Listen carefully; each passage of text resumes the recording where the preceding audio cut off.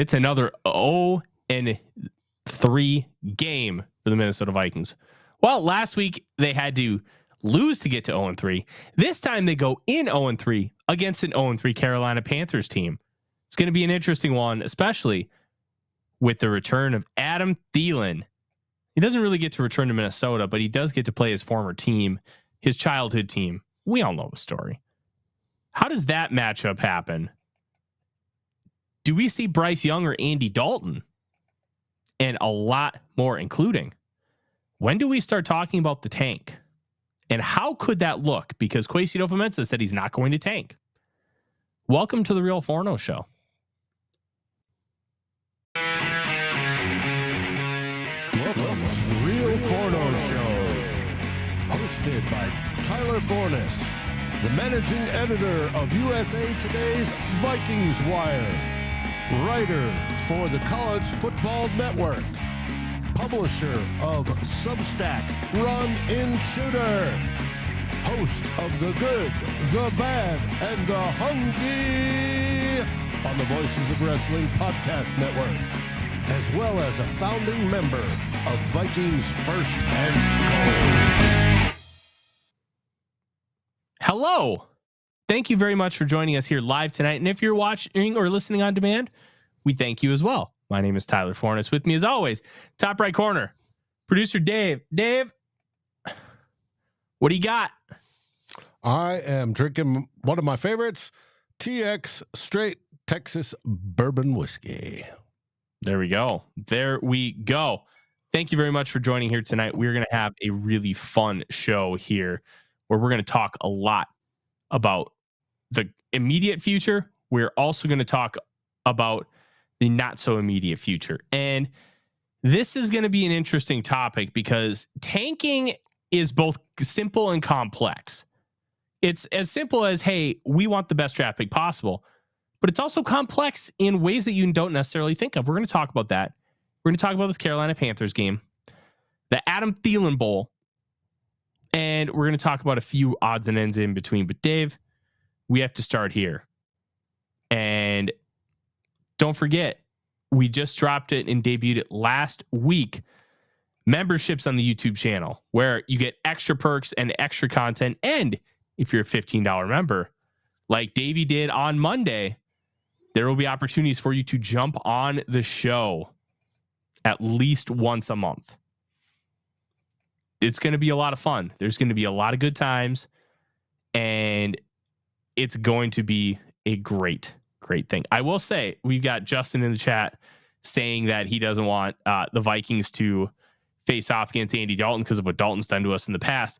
The last time the Vikings faced a rookie quarterback for the Carolina Panthers, I think he was a rookie. It was Chris Wenke, is Steve Smith's rookie year, and the Vikings stunk. They gave the Panthers their only win that year. So let's I'd almost rather face Andy Dalton, but a rookie quarterback, Brian Flores, can have some fun with him. But it's Bryce Young. There's a reason he went number 1 overall. Still don't think he should have, but that's a whole nother discussion. Let's start off, Dave. You know what? Where do you want to start off, Dave? Because there's a lot that we're going to talk about here tonight. Start off, then I'm drinking my bourbon, baby. No, I'd like to start off with the injury report today. You had Kevin O'Connell come out and say the Harrison brothers have a Veterans Day off. Okay, I can take that. Harrison Phillips and Harrison Smith. And that he expected Davenport to play. But guess what? Davenport didn't do squat today. Mm-hmm. That frustrates me. Metellus and our corner, Murphy, they were either didn't play or were limited. Expected that. Not an issue because they're both playing a little bit dinged up. And that we have Bradbury's back. Not his back, but he's back. He's back at practice, and that they're in the process of choosing the 5 best offensive linemen. Now, I fully expect against this game against the Panthers that we will see a different offensive line setup. Have you got any inside information on who plays where? No, I don't, but I can tell you that ESPN's Kevin Seifert pointed out on the All-22 video that the second last play of the game, it looked like Ingram tweaked his leg somehow, and that could be a myriad of different things. It looked like a soft tissue injury where he was grabbing like the back of his legs, probably a hamstring. So the hamstring injury, and then all of a sudden, hey, what the hell's going on here? Like, why is he injured? And you look at it, the next play, he is it was the last play of the game for the Vikings. He's limping off the field. So yep. I even wrote about him like, okay, is he injured? But he wasn't even on the injury report, which makes you wonder if it was a cramp, because players were experiencing cramps, which again is another coaching emphasis that they need to hit up on, that people have to stay hydrated, especially going into hot weather. I mean, you don't think of it that much in U.S. Bank Stadium, but going down to Carolina this week, that's got to be a focus, I would think. Yeah, and I'm not super concerned about it per se, because like when you think about it, if he is not even has a designation, nobody's talking about it other than Kevin Seifert, I think we're okay. I really do think we're okay. And Kevin O'Connell did come out and say Dalton Risner is going to get first team reps during practice, but he's going to be rotated. Sounds like he's not going to be rotated at center. That could change, but it sounds like it's going to be right guard and left guard. Now, here's the thing. A lot of people are very down on Ed Ingram. I don't blame you one bit for being down on Ingram. I don't think he's been that bad, and I think he's overall been pretty good. Now, the Vikings still have issues picking up stunts. Ingram still has to be a little more consistent with this technique, because he's like a knockout puncher in boxing, where if you just go for the knockout, then you open yourself up to get just smacked right here on the jaw. So Ingram needs to kind of tighten up, but he's played well, and his PFF grade reflected it was in the 80s, and he had a 91.1 run blocking grade. He was mauling guys in the run game. There is talent and ability with Ingram. You just have to continue working with him and tightening things up. I don't necessarily think Risner is going to be better, and he could be. And sometimes different just makes a difference, but you have continuity. These guys have played together a lot. So adding a different variable could bring chaos. Now, this is just, we're talking hypothetical. We're talking what it could be and why making the change can be bad. But making the change could be good, because Risner could just be flat out better. We just don't know. So a lot of people are calling for Ed Ingram's head. I don't think he's been phenomenal, but I also don't think he's played bad enough to get benched. And I think with a guy like Risner, is he going to really be better for you? That I have serious reservations about. I think he could be, but he's probably going to be about the same. And at that point, why are you playing him over Ingram if he's going to be about the same? You should be trying to continue to develop Ingram and work with him and try and fix some of those issues that he has and let him continue to work through it. Benching him is not going to help him fix any of those things. That's not how this works, especially with offensive line play. So unless you know Risner is going to be a for sure better option, and we're going to talk about trades here tonight and the possibility of tanking and what that means. Is Ezra Cleveland along for this team? And is this a short-term play for now that you needed depth anyway, so you had to make a move? But then you end up trading Cleveland at the deadline to get assets back for him because you weren't going to sign him later. I don't really know, and it sounds like either they genuinely don't know how they're going to handle this, or they know and they're just being very coy. Well, Coach said today that he, Coach Cooper, and Coach Phillips were going to make that decision at the end of the week. And I'm sure we won't find out till kickoff. Yeah. we'll find out. And I like I said, I genuinely don't know. It's going to be interesting to see how they handle this. Because I want to show Gary something real quick. Give me a second to get it. Gary, I'm not disagreeing with you. But today from Ben Baldwin came his matchup of PFF grades, SIS, and ESPN block win rate. And as you can see there, look where the Vikings rank. Mm-hmm. What that says to me is there is a severe lack of quality pass blocking in this league. Yeah, college is not giving you very good offensive linemen right now. They just aren't.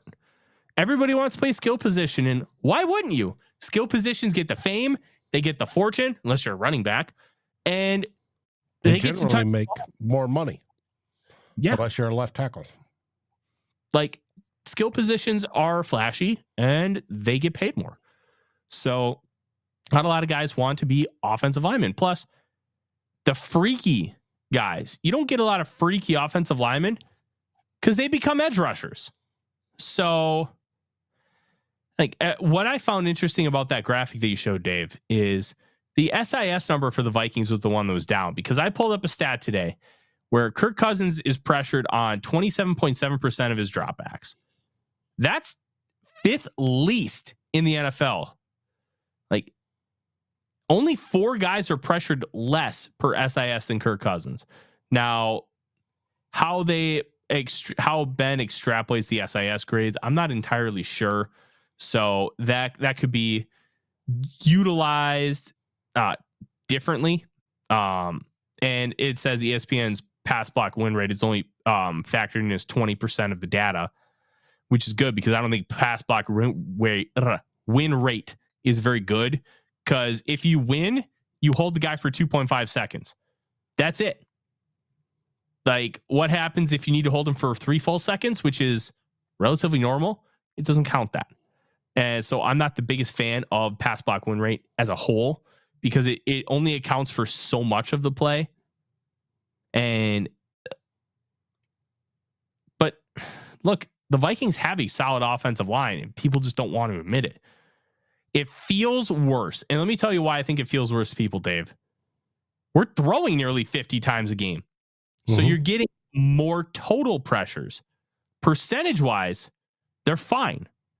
Like, they're allowing pressure on like 30% of dropbacks, which is a good number. Like, PFF's going to have it charted a little differently. And now, one thing to know with pressures, if you have 3 guys getting pressure on one play, that counts as 3 pressures. Right. That does not count as, why on PFF, you go over and look at, in this last case, you go over and look at the pressure numbers against Herbert. That gives you those single numbers. You don't look at the Vikings number. You looked at Herbert's number, how much he was pressured. Yeah. And that pressure number total is less than if you looked at the total Vikings pressure.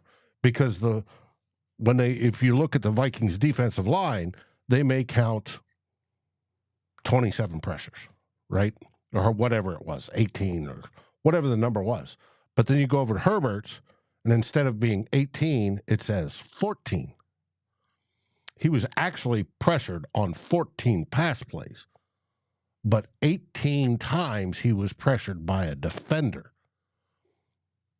And it may be 2 defenders getting pressures on the same play. That counts towards Herbert as 1 pressure. That's why you've always got to go look over on that other side for that number on a particular game to see actually how much it was. Yep. As you started talking, Dave, that's exactly what I was saying. Like, total pressures does not equal how many plays they were pressured. And that's why some of these numbers can be very different. Now, if Kirk Cousins is only pressured on, say, 15 of 50 snaps, that's 30%. But the total amount of pressures, I think he was pressured, there were 20 pressures against Cousins per PFF. That means on multiple plays, you had multiple guys pressuring, which when you watch the all 22 adds up. Now, I finished the all 22, and I don't know if you noticed, Dave, I made a lot of people mad on social media. Let's talk about Kirk Cousins. He is currently leading the league in completions, attempts, yards, and touchdowns. What he is not doing is playing great football. He's playing good football. He's playing inconsistent football. What does that mean? He is indecisive. There are too many times, and even like against the Eagles, where I thought he had a pretty good game, too many times where I still have my can from the other night. He's double tapping. He's tapping the ball. He's hitching. So like he gets this, you take your drop back and you set your feet. That's a hitch. And then he's like resetting, and then he fires the football. Those things are all time wasters. It's being indecisive. The out route to Jordan Addison, which I highlighted, that Addison needs to work back to on social media, on Twitter. The thing is, Addison needs to work back to that, but Cousins had that hitch in his step, and he was late. So because he was late, Addison needed to adjust and work back. But if he just throws it in rhythm, guess what? Completion, 15 yards, first down. And Narceus, I want to highlight your post right there. That's one of the best of the night, and it's 100% correct. No, it's not. And I don't mean that as an insult to Narceus.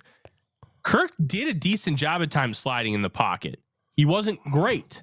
And I thought his pocket management overall was okay. Like, I didn't think it was a plus.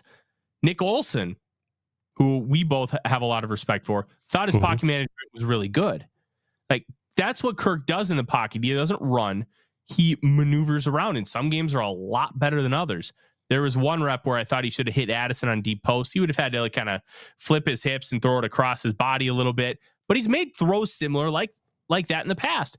One of them, that Diggs touchdown in Denver. It's not a one-to-one throw, but the same construct where you're moving forward. You kind of have to flip your hips, and you have to really torque your body and throw it downfield.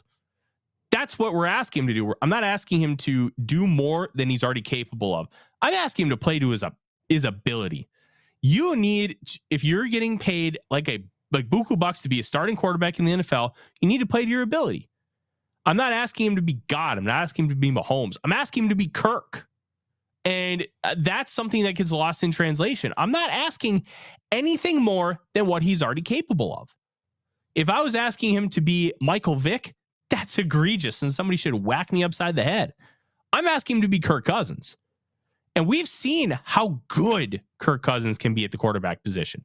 We've seen him that fit balls into tight windows. We've seen him throw deep with precision. We've seen him throw when he's getting mauled in the face by a defender. We've seen him throw on the run. We've seen him do all these things. I'm asking him to play up to the level of Kirk Cousins. And quite frankly, against the Chargers, he left a lot on the table. And it was very disappointing that he was indecisive. He was patting the ball, the hitches, and that kind of thing. Norcefias, here's what I mean. I'll never forget this, and it's how I describe this a lot. Dan Marino was voted by NFL with their top 10 list as the 7th most mobile quarterback of all time. Why?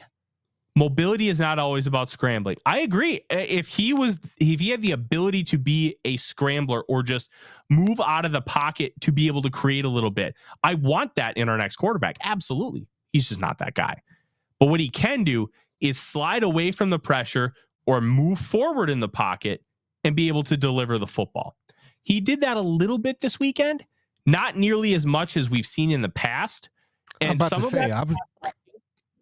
there's plays where he does not. He slides the wrong way, or he doesn't step up when there's room to step up. We've all seen it, that there's times when Kirk just makes the wrong decision. Has he made the right decision on times and moved the right way? Yes.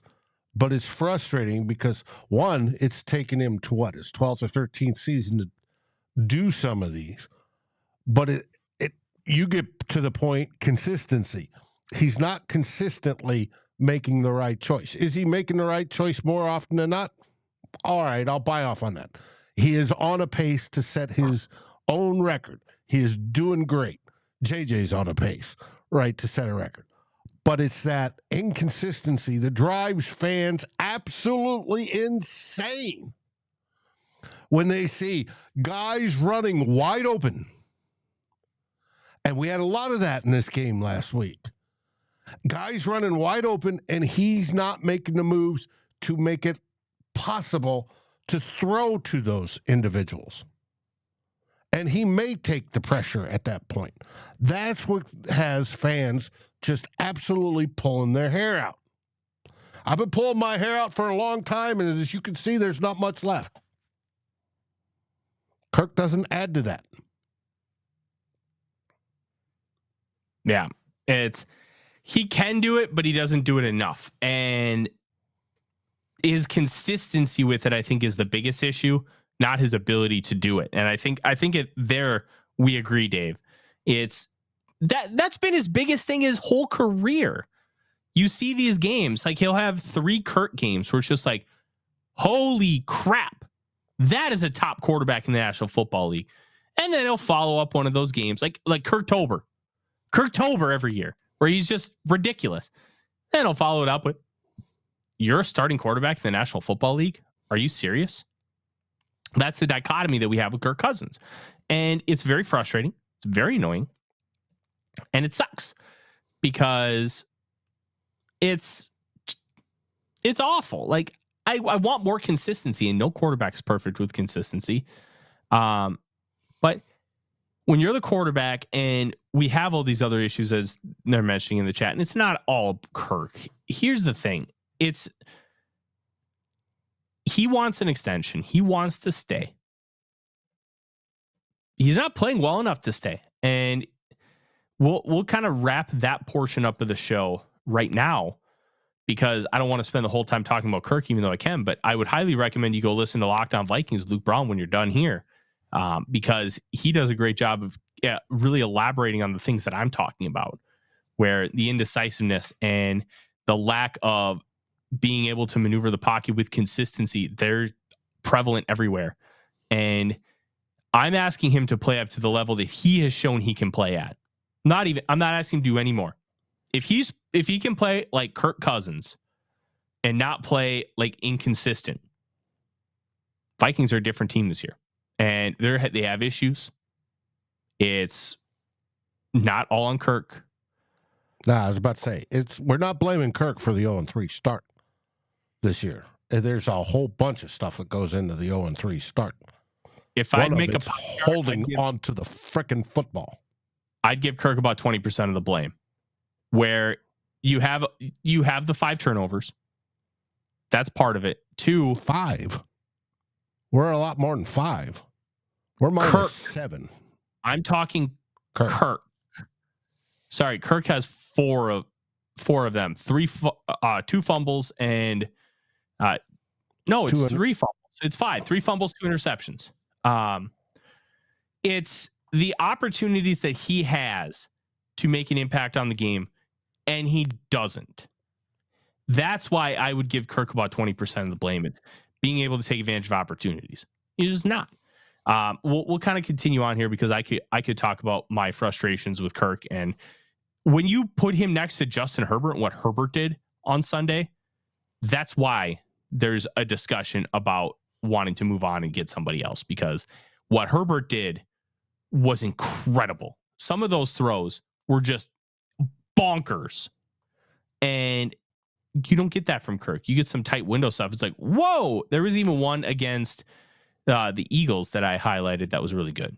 Like, he has those kind of throws relatively, like, I don't know, I'm not saying consistently, but he has them. And then we highlight him. It's like, hell yeah, Kirk. But you get a guy like Herbert, you get like 3 of those a game, and they make a difference. One of those went for a touchdown. One of those went for 40 yards. One of them was a 3rd and 17 where he had to whip his hips and throw across the body over the middle from the far sideline on 3rd and 17, first down. Technically, North, even though he didn't drop the ball running. Those are technically given to him, just like a bad handoff. Who, what? Northfia says, so is it Kirk's fumbles? I said they were strip sacks. Yeah, that's on Kirk. That's a Kirk fumble. Because it's just like if he fumbles the handoff between a running back, that's on the quarterback. That's how it gets charted. Yeah, it's with I also think that depends, Dave. It depends on where in the exchange that those fumbles happen. I don't think they're always quarterback. No, they're always quarterback. Whether they are or not, whether the running back cost it or not, it's on the quarterback. That's how it gets charted. That's because the quarterback was the last person to have possession. Mm-hmm. All right. We are at the halfway point of the show, everybody. One, thank you very much. We have over 50 people here live, and we are very appreciative of all of you. It's awesome. We appreciate you. We love you. We wish we could drink more with you. If you haven't already, please like, subscribe to the channel, ring the bell, and ring the bell is going to become important because if the Vikings continue to stink, we're going to be doing a lot more draft content. And Dave and I have already talked about doing more shows on top of this one to have those conversations. And we're going to be doing separate shows, like little mini shows, like 15 minutes talking about a prospect. And those are going to be coming to you at weird times. You're still going to see us every Monday and Wednesday night, but they're going to come at different times and they're going to give you a lot. We're going to give you a lot of fun stuff. So you're going to want to ring the bell and subscribe to the YouTube channel. I recommend you subscribe because we're going to give you some even better content. And there's also the ability, if you want to donate to the show, but you don't want to be a subscriber because you don't want to have that monthly payment over and over again, you can do a super chat and just donate right here. And we've had a bunch of people do that, and we are incredibly honored and grateful for all that. And also, if you have a business and you want to sponsor the show, hit us up. Do that too. We are open to that, and we are looking for great partners to be able to, one, promote your product, and two, help you get promotion from you to help grow the show. Mm-hmm. All right. Let's talk about if you haven't already, you should have listened to Justin Day's Purple and Gold for Days midweek musing podcast that came out this morning. Let's talk about tanking. Now, the idea of tanking is simple and complex, and I mentioned it at the top. The idea of tanking in concept is this. You want a high draft pick and you want higher assets to be able to rebuild your team. So the front office will intentionally try to lose games. The complex part of it is twofold. One, players and coaches do not tank. They will always fight hard because in front offices, you can do that because you're not the actual ones on the field. But if you're on the field or you're contributing directly to the on the field play, like play calling, position coaches, etc., you're being judged on what's going on the field. So if I get fired from my job with the Detroit Lions and I go to Chicago Bears and I want the same job, be like, well, your group sucked. Why should we hire you? I have to be able to tell them, well, I could say, we're tanking. That's not good enough. That's not going to get you another job because you still need to put in your 100% effort. Just ask Brian Flores about that. He is literally suing the NFL because of that. And it's also complex because Kwesi Adolfo-Mensah said, we will not tank. And the reason being is because you're always trying to win football games. The Wilfs want this to be the Pittsburgh Steelers, where you're always competitive. You may have a reset year, which is kind of what this is right now, a reset year where you know you're not going to be X, Y, or Z, and you're not going to win the Super Bowl, but you're taking the time to still try and win football games, win the division, make the playoffs. But you know that the best is yet to come because you have salary cap constraints and you're trying to rebuild the infrastructure of the roster. Now, here's the interesting part. And if you love baseball, you're going to understand this completely. With baseball, you don't have to tank. But a lot of teams sell at the deadline, Dave, because if you are 20 games out from a playoff spot at the end of July, you have 2 months left. You really think it's 60 games you're going to make up 20? Probably not. That's nearly impossible. You'd have to win 20 more than the other team wins. That's a lot to make up in 60 games. You'd have to go like 50-10 and they go 30-30. Not likely. So what they'll do is they'll sell off assets. Now, most teams, the Twins have been trying to win a World Series. And there's been, but let's be honest, it hasn't been successful. But they're making an effort year after year. Yep. But they're making an effort year after year to be competitive and win the division, make the playoffs, and make a run. So what you're doing, like 2021, 2022, they didn't make it. So what do? You sell assets, but you don't sell guys that you believe to be the core of your team. You don't sell guys who are under team control for 3 years. You sell guys who are going to be free agents. You sell maybe guys who are going to be there for the next year too, because you're going to get a better return. You sell guys to be rentals. And this is what I think the Vikings could do. I wrote an article for Vikings Wire on Monday talking about who the Vikings could potentially trade. And I left off Kirk Cousins and Danielle Hunter because I think it was you, Dave, that told me that they haven't. No, there's a Danielle Hunter no trade clauses. Yeah. I haven't found any semblance of it. So if you actually find something tangible, please send it to me. Judd put in his article today. I found nothing. So I looked it over the cap. I looked at, I searched it, found nothing. It was part of his, it was announced part of his deal. No, I know. If you find it tangibly on the internet, please send me the reference because I have nothing. Those two reportedly have no trade clause. We know 100% on Kirk. We believe Danielle. So those two are out. But who else? There are some guys who aren't going to be here next year. And I highlighted him. Harrison Smith. He has 2 years left on his deal, but he's not going to be here next year. He's just not.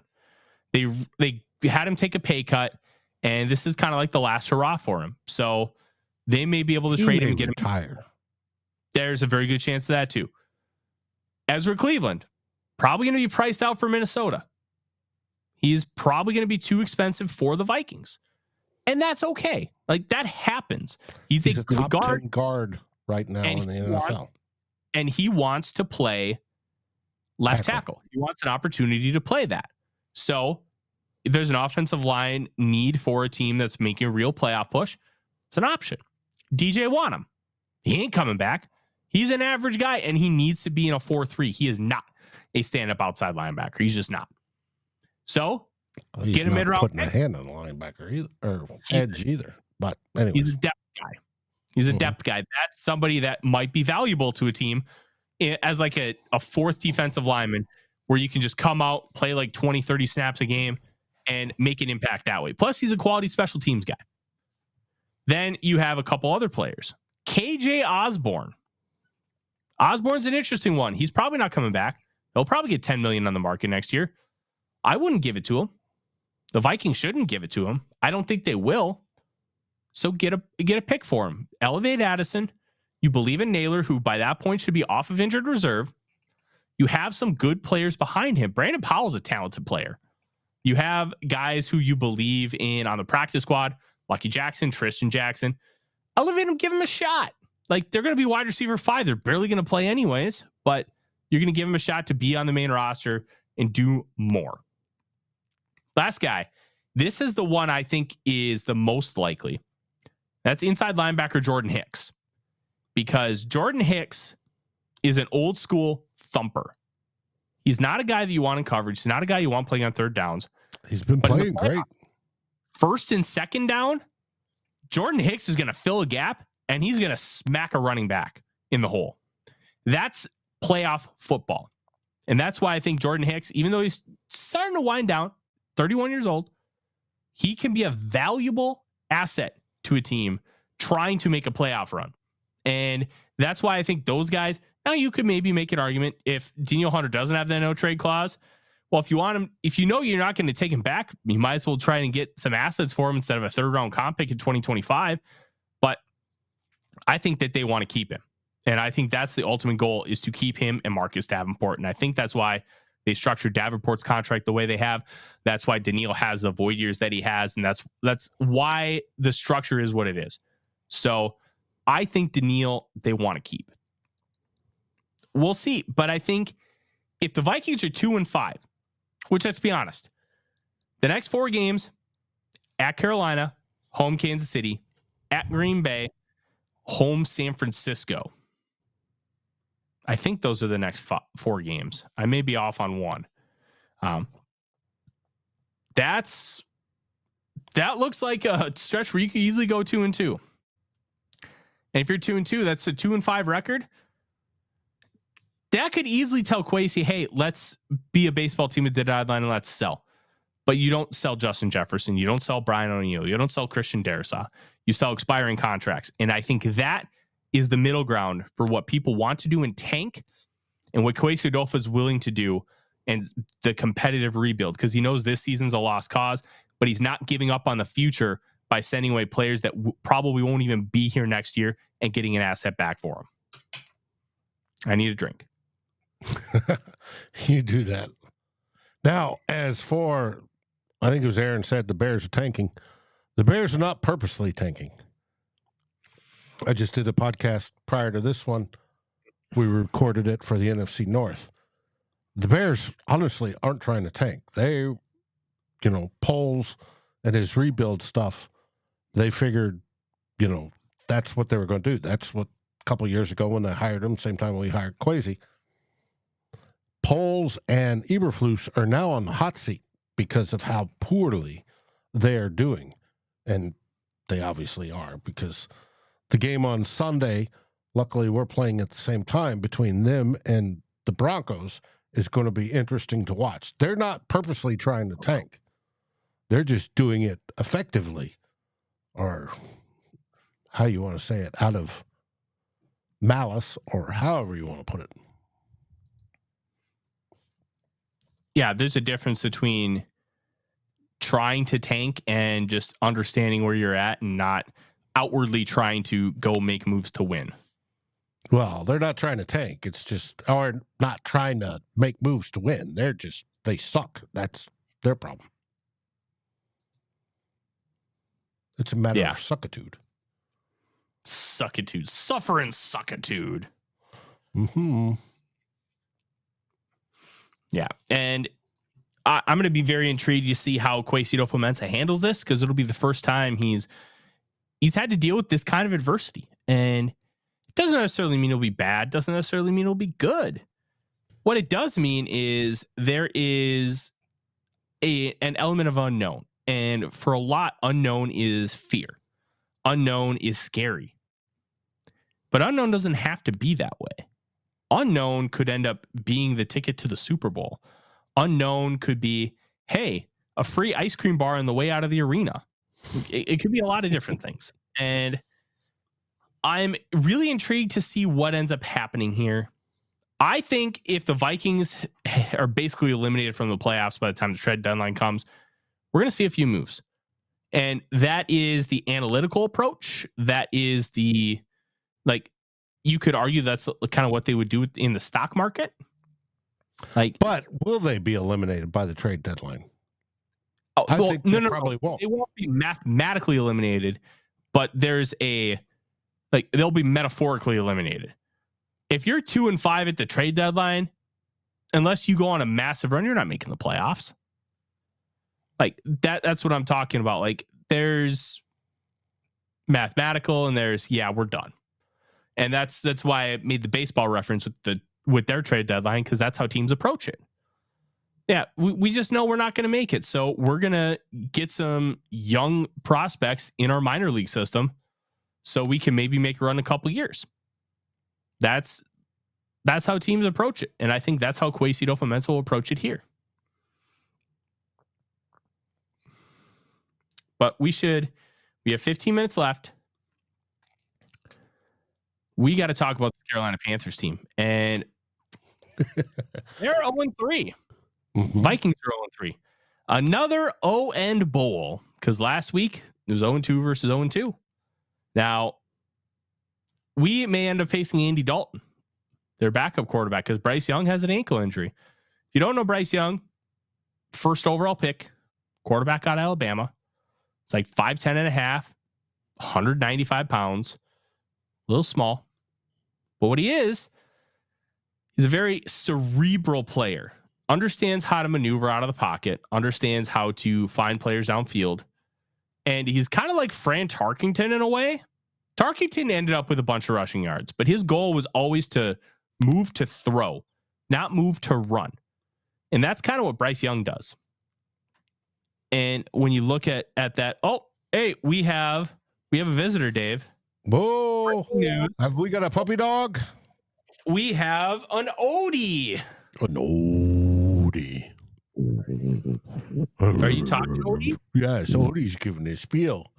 Odie, are you going to tell us about Kirk Cousins? What do you think, bud? Yep, Odie is not enthused by Kirk Cousins, are you, buddy? Here, say hi to the people, Odie. Say hi. He said, I've been talking. He's a big snorter. All right, go see Mom. Hi, Eclair. Little Eclair decided to follow Mom up. We'll see if she comes over. Come here, buddy. I found a story. And quote, Hunter has been targeted for many trade rumors this offseason, but Minnesota filed a contract, work for both parties, a 1-year, $17 million guaranteed deal, and includes a no-trade clause, making him eligible for a huge free agent year next year. Who wrote it? It's Fantasy Pros. Okay, what's their source? Because they're saying Pelissero is their original source. Okay, because everything I've searched for, and I mean, we don't have to have this conversation here, but it hasn't been that he has a no trade clause. And to me, that's weird. That was just on my first search, mind you. I usually, when I see something from somebody I don't know, I try to find out where it comes from. But that was just Danielle Hunter no trade clause that popped up. Whoa, is this on Twitter, I'm guessing? No, that's on DuckDuckGo search. I've never heard of that. You've never heard of DuckDuckGo? DuckDuckGo is an alternative to Google. Oh.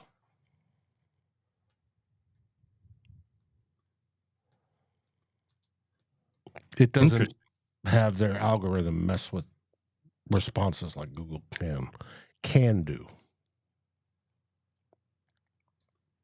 Yeah, send me that link because I'm going to investigate because I haven't seen it. I have seen literally nothing. But the Panthers themselves, obviously Adam Thielen.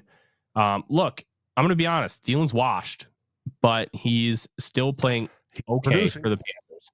Well, he's producing now. He didn't produce in the first game or so, but it's going to be interesting to see how he reacts and how motivated he is because the Vikings kind of just dumped him, and that's honestly like the human element that sucks, absolutely sucks. But from the football element, I get it completely because he's done. He is not the player he was, and he would not take a pay cut. And so he decided to try and get money elsewhere. I don't know what the Vikings were offering as far as pay, but it's tough. It's real tough.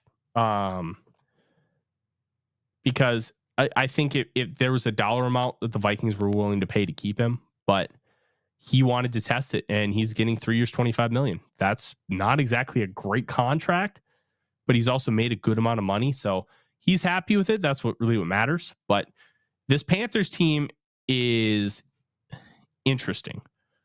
They're struggling. I mean, they are 0-3, but they were close against. I'm actually going to pull up their stats because some of the stuff from them is interesting.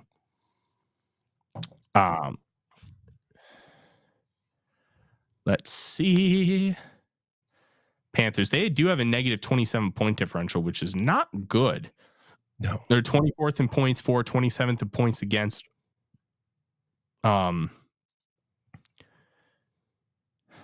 They are averaging slightly under 300 yards a game. They're allowing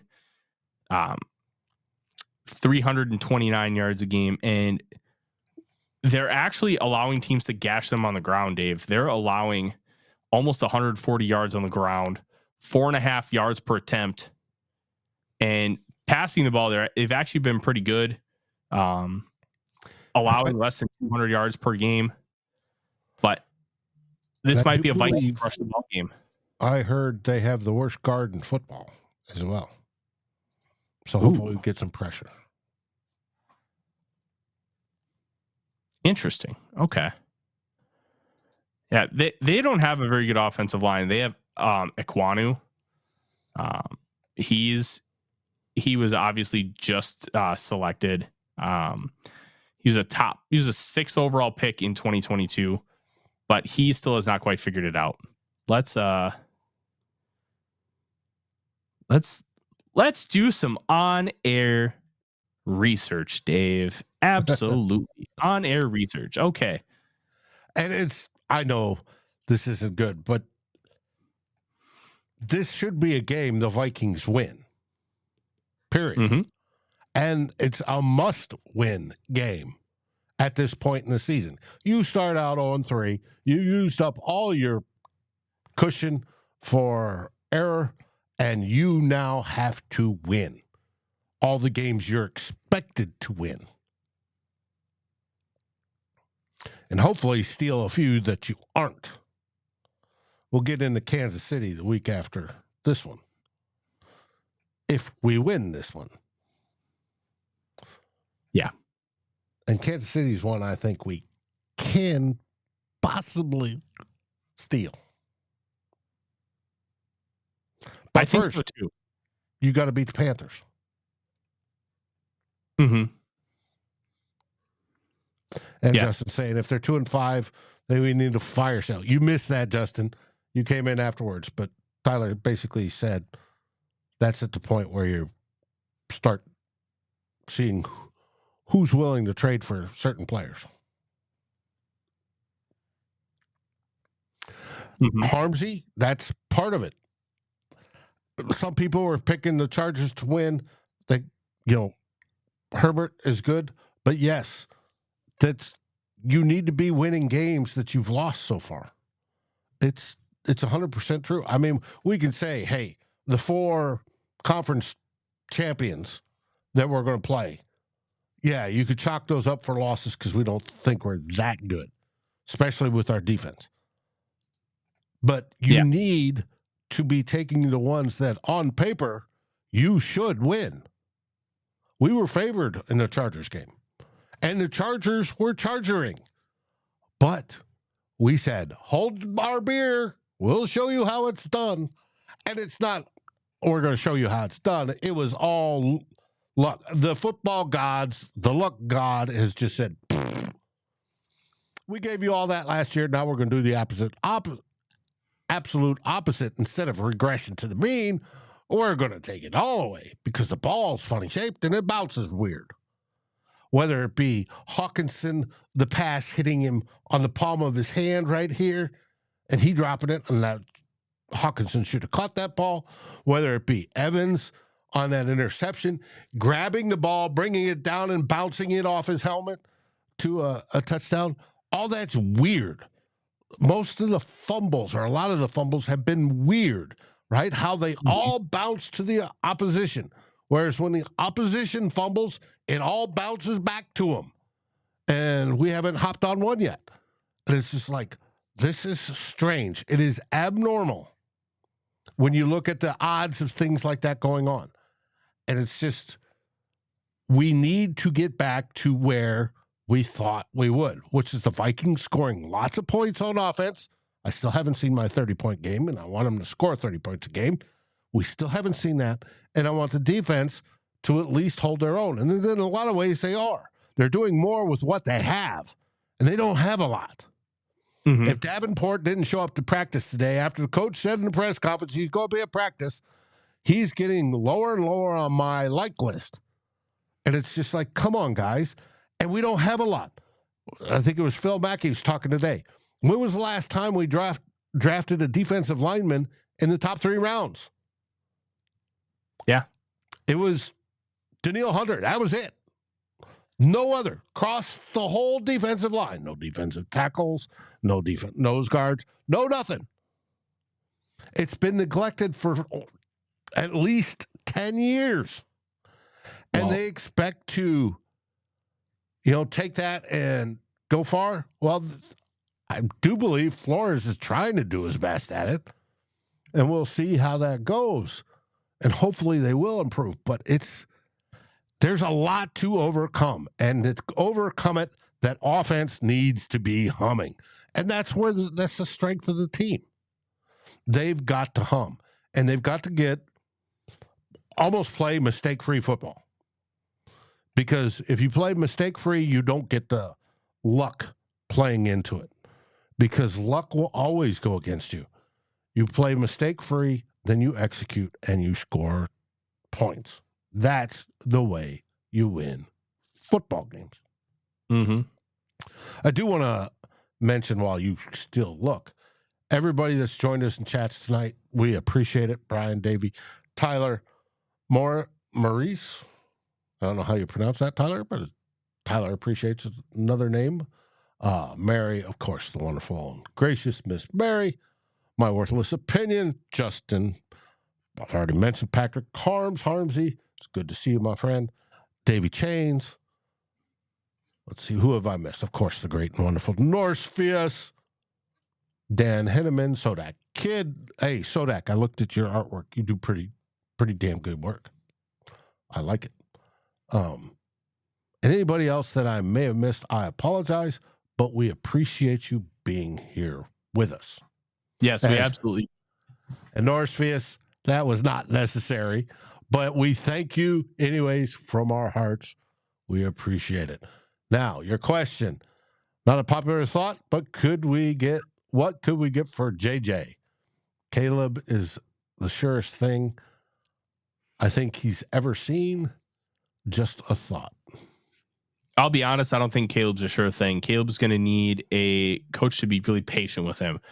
Patrick Mahomes coming out, he needed somebody to help him develop as a traditional NFL quarterback while understanding and utilizing his special gifts.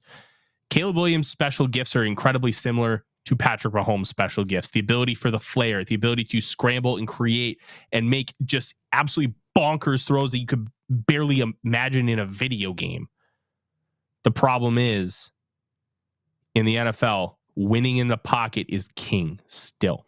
You need to be able to win from within the pocket. You need to be able to do all those different things. Williams doesn't have that. He doesn't win well from within the pocket consistently. He wins with the absolutely absurd. And having that ability is great. But you take a look at Zach Wilson and how he could make some of those absurd throws without, like, outside of structure and on the move and scrambling. Well, he can't do anything in the NFL. And that's where you have to understand that you still have to be able to win in the pocket. That's why I'm not super sold on he needs to be the guy. He needs to be the guy you sell out for. Outside of that, if you were to try and make that move, I think for Justin Jefferson, you could realistically get 3 first-round picks. Because he's 24 years old. He's already the best receiver in football. And he's special. He's special in how he moves. He's special in how he runs routes, attacks the football in the air, out after the catch, route running, everything. He's special. Because of all those factors, I think you could get 3. Tyreek Hill and Devontae Adams were both in their late 20s when they got traded. They were not traded at their peak. They were at the very end of that, and they were starting to, they're on the downside of their career. They're still great players, but they're not ascending. JJ is already the best receiver in football and the second best player in football, and he's still growing and getting better. Could get, which is unusual for a wide receiver going into their third year. He's off the charts. If you bell graph wide receivers in their development, he's at the far end. Mm-hmm. He's the one that blows the curve for everybody else. Yeah, it's bonkers. He's incredible. And when you look at all those factors, I would not make the move. I would keep Justin Jefferson. Let me tell you, if you want to make the move and trade him to get a elite quarterback, I get it. I'm not doing it. I would rather have Drake May, JJ McCarthy, Cam Ward. I'd rather have one of those guys and keep Jefferson and Addison and have that incredible infrastructure for him. Bookend tackles, one great receiver, one potentially great receiver, and an offensive-minded coach who's going to work to develop. That, to me, is worth more than just one singular player. And I'd rather keep Jefferson and have maybe the second best quarterback in the class or third, because I love this quarterback class, than selling everything to go get Caleb Williams. Who knows? Like, the Chargers in 98 sold everything to get one of Ryan Leaf or Peyton Manning. And there was a lot of belief that Ryan Leaf would be the better player because he was more talented. But people did not factor in enough when it came to Peyton Manning's ability in the mental part of the game. His big brain. Yes. Peyton Manning is one of the smartest players to ever play football. And that wasn't factored in enough with some of the decision making. Now, the Colts made the right call, but Leaf flamed out, and he was blatantly more talented. Talent doesn't always mean everything. You have to have the whole package. So I would be careful selling the farm for him, but that's just me. And there's been a bunch of top 10 quarterbacks that have absolutely done garbage in the NFL. Mm-hmm. So it's not a sure thing at all. Yeah.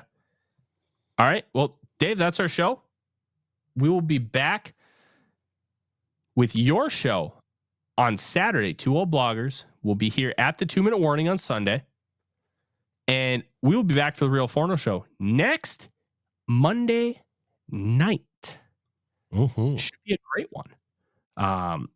We'll see what the Vikings decide that they're going to do. It could be a little bit of this, a little bit of that. But in all honesty, we're going to have a lot to talk about. And if they lose, we're going to talk more about the future of this team. We're going to talk about the NFL draft. If they win, we're going to talk about how they can turn this into a playoff push. And who knows? We may end up talking about both no matter what. In the meantime, make sure you like, subscribe, ring the bell, all the fun things. Help us out. Subscribe, not only subscribe to the channel, but join one of our paid tiers as well. Help keep supporting us, and you will get some extra stuff in return. Just ask Davey Chains. He's already been on the show. Thank you very much. The inaugural member on the show. Was. In the meantime, thank you. God bless. And SKOL Vikings. SKOL Vikings. Like, subscribe, and ring the bell to get notifications. It helps us grow this community that we all love, our Minnesota Vikings.